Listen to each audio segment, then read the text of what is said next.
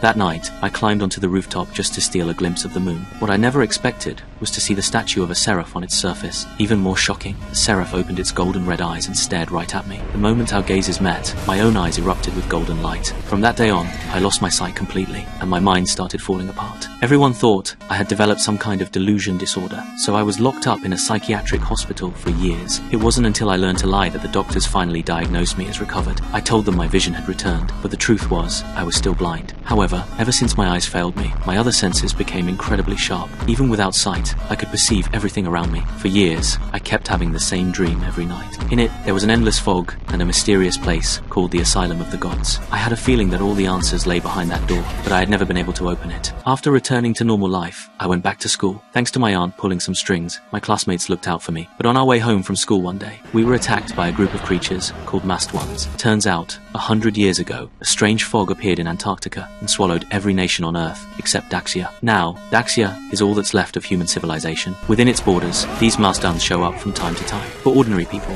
they're the stuff of nightmares. But for those with special abilities, the Guardians, it's a different story. They protect the world from these threats.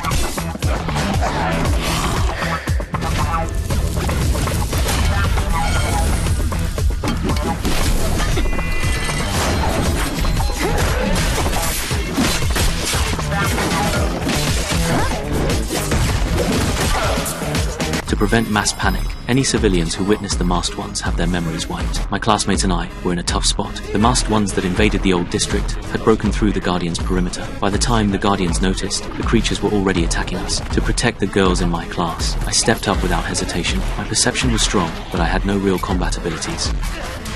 Meanwhile, the Guardians activated a barrier called the Boundless Domain to seal off the area and prevent the masked ones from escaping. One Guardian had orders to eliminate all the creatures immediately, but by then, I was already surrounded. As the masked ones tore into me, I refused to die like this. I hadn't even had a chance to live a peaceful life yet. That desperation pulled my consciousness back into the dream. This time, fueled by my rage, I finally broke through the door of the Asylum of the Gods. The moment it opened, an overwhelming power erupted from my body and eyes. Some Guardians thought a new Forbidden Zone had appeared, but their captain had a different answer, a divine ruin. That blazing, sacred, and almighty presence could only belong to a god. The divine agent of Entity 003, Michael, had awakened.